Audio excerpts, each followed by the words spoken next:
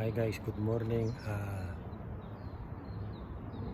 Ngayong vlog pala natin na to ay ipapakita ko sa inyo yung kapaligiran, yung dito sa may lugar namin, yung kalye, kung gaano kalinis.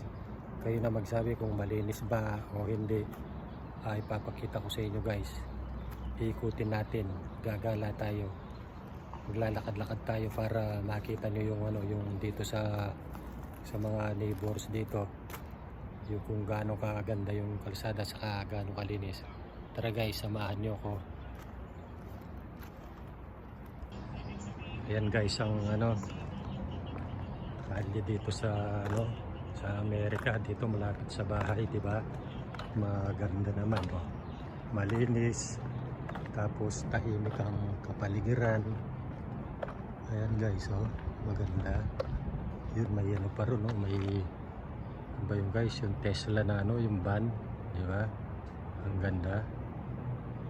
Oh.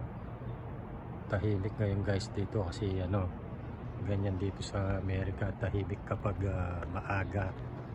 Kasi halos sa mga tao ngayon nasa mga yan, nasa trabaho. Kaya wala ka man makikitang mga tao, mga bata dito sa hindi mga sasakyan lang. Ayan, sigurado kapag may sakyan nandyan pa yung mga niyan, siguro mga mamaya pa sila papasok. Yan guys ang kalsada rito. Yan, mga bahay-bahay dito sa Amerika, di ba? Malinis naman dito guys kasi kada dito sa lugar namin, kada Miyerkules talagang basta Miyerkules may nagwawalis talaga yung truck, winawalis niya yung kalsada. Miyerkules hindi, basura pala yung kada Miyerkules pala kinukuha yung basura, tapos Huwebes naman may sweeping day yun, may taga sweep ng kalsada. Yan guys, di ba? Ang gaganda ng mga bahay. Wow. Guys, malinis dito guys, pagandahan ng bahay.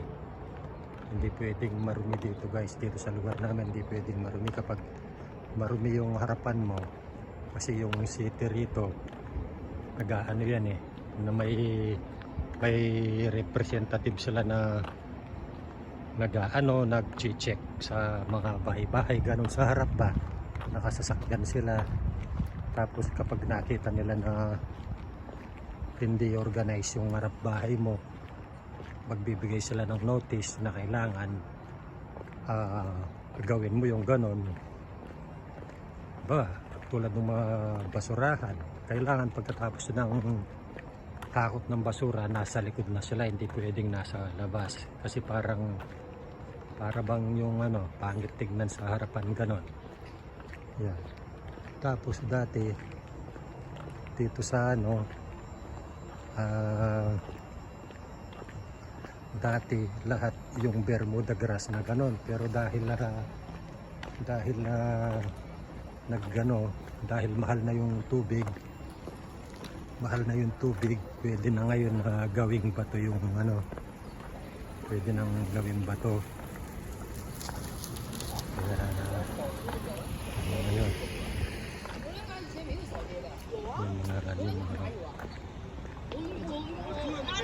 tulad dun sa harapan ko, ginawa ko na lang bato kasi mahal na ang tubig. Nag-aano sila sa conserve water, inaano nila yung mga tao na kailangan tipid sa tubig.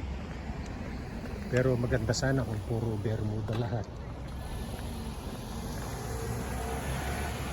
Magandang tignan talaga, dati puro Bermuda. Pero dahil ngayon nagano sa tubig, diba, nag-climate change. Yan guys, ang maganda dito, bundok. Kasi dito sa area namin medyo bulubundukin. Yan, kaya dito medyo malamig ang panahon, malamig ang klima.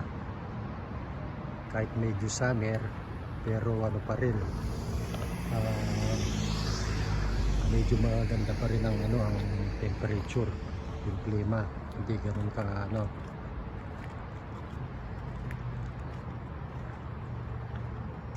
Ayan guys, di ba? Yan ang ano rito sa ano, dito sa neighbors. Dito.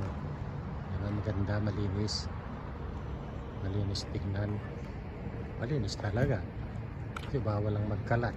Saka siyempre, yun nga, maintain. May araw ng paglilinis at pag-aakot ng basura. Yan guys, dito ano sa Amerika, malinis talaga. Salamat guys sa panunood. Sana po suportahan niyo yung channel ko. Sa susunod marami pa akong ipapakita sa inyo na ano yung mga magagandang view dito sa ano sa Amerika. Marami pa akong ipapakita sa inyo na magagandang ano tanawin. Kasi yun naman kailangan talaga yung malinis. Hanggang sa muli guys, maraming salamat sa panonood. Ayun guys, ang ganda ng bahay. Salamat po. God bless. Ayun guys, nakapag-share naman ako ng isang video sa inyo kahit hindi masyadong maganda. Sana pagtyagaan nyo na lang. Gusto ko lang maipakita sa inyo yung ano, dito yung kalinisan dito sa ano, dito sa Amerika. Maraming salamat guys. Hanggang sa muli. Maraming salamat po. Bye bye.